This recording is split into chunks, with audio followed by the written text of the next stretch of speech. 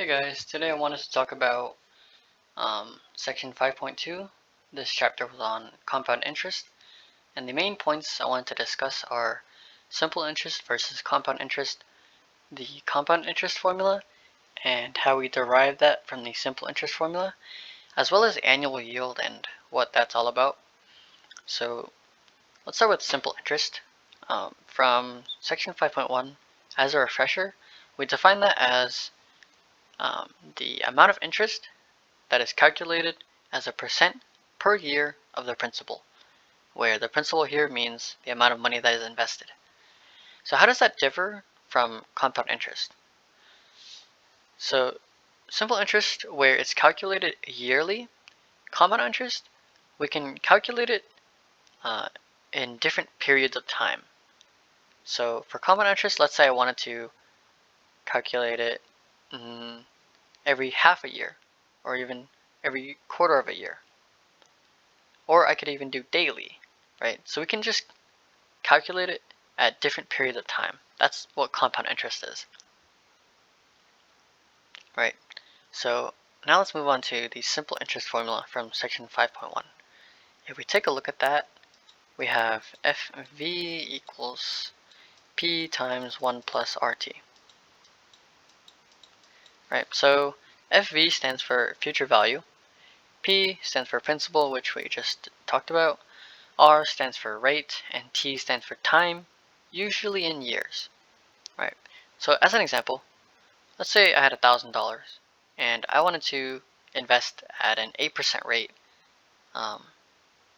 quarterly. So what I mean by this is we'll just plug it in here. So the principal I said was 1,000. I had $1,000.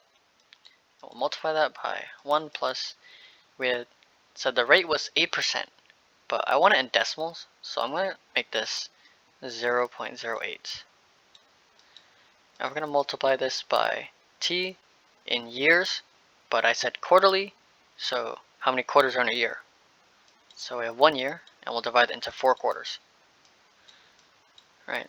So if we calculate this, we're going to get 1,000 times 1.02, and this is going to be 1020. So next year, if I started with $1,000 and 8% interest rate, then I would have 20 bucks more, basically. And I could keep investing into this every year, and it would keep growing and growing and growing, because for every new year, my principal becomes, let's say my second year I invest into this, then my new principal would be 1020, not the original $1,000 I started with. So it would keep growing based on these new principles. And that's actually how we derive the compound interest formula from the simple interest formula. If we look at it more technically, let me just delete all these. Then, so let's see what's happening actually.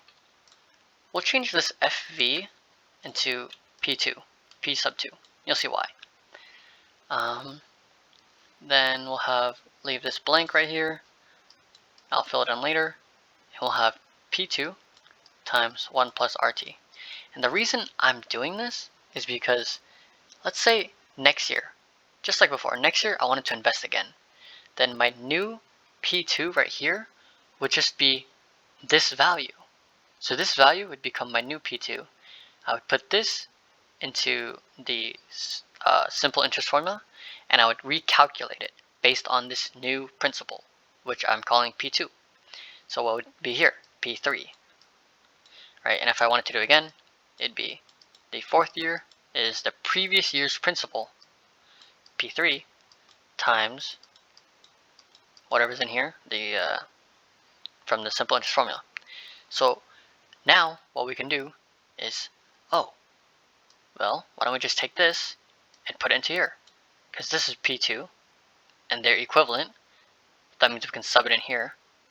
Well, this is equal to P3, and they're equivalent. So why don't we just sub it into this?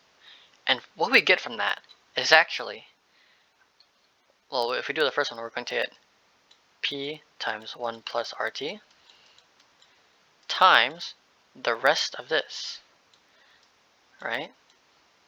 So we're going to get 1 plus RT. And if we do it again, we're just going to get P times 1 plus RT. I forgot my 1. And then we're going to do it again. So times another 1 plus RT. And this keeps going and going and going. So then, since we have all of these 1 plus RTs, why don't we just write them as, let's go up here. Why don't we just write them as 1 plus RT to the power of n, signifying how many of these do we have, right? Well, we could certainly do that. And that's actually how we derive the compound interest formula from the simple interest formula. So let's just delete all this and we'll rewrite it. And we have, we'll say future value again. We have 1 plus, sorry, b times 1 plus RT to the power of n. And this is really close to what the compound interest formula is. Compound interest formula just takes RT and turns it into a periodic time frame, a periodic interest rate. And how we do that is we just take this and make it I, basically. So from that, we have just found how we get the compound interest formula. Now I want to talk about annual yield and what that's all about. So annual yield is, let's say we had two different compound interest rates. Then how would I know which one's better? Because what if they're being calculated at different rates? Different rates as well as different periods of time, right? It's kind of complicated to think about, but basically what annual yield does is it makes an equivalent simple interest rate equivalent to those compound interest formulas, and then you can easily compare using the simple interest formula. So how we do that is, let's say I had an interest rate of 5.8% compounded daily versus an interest rate of 5.97% compounded annually, right? So you can definitely see what I'm talking about. So we had 5.8% daily versus, versus 5.97% annually, right? So which one is better? It's not easy to tell me right off the bat, right? So that's why we use annual yield to figure out which one is better in terms of the simple interest rates. And how we do that is we take the compound interest formula and we equate it to the simple interest formula, and then we solve for some values. So what we had for the simple interest formula is, excuse me, P times 1 plus RT. Quite easy, right? And we're going to equate that to the compound, P times 1 plus I to the power of n.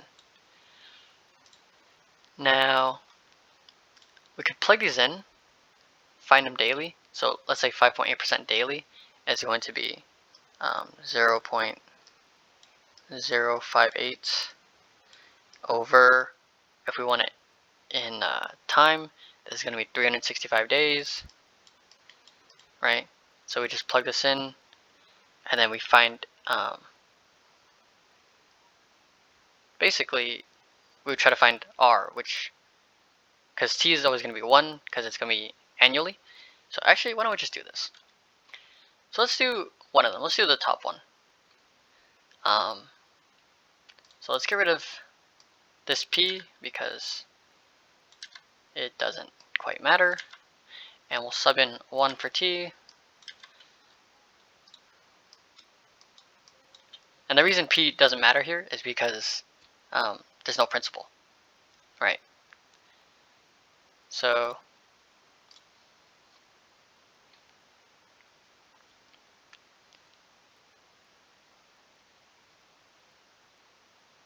sorry, excuse me, I just had something come up. We could actually get rid of the right side too. Let's do that. So let's just get rid of that piece because there's no principal. So now we have our I, which is this, our N, which is 365 because that's daily.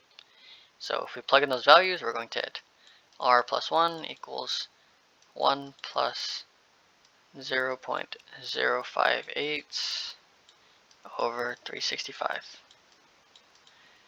And this multiplied to the power of 365.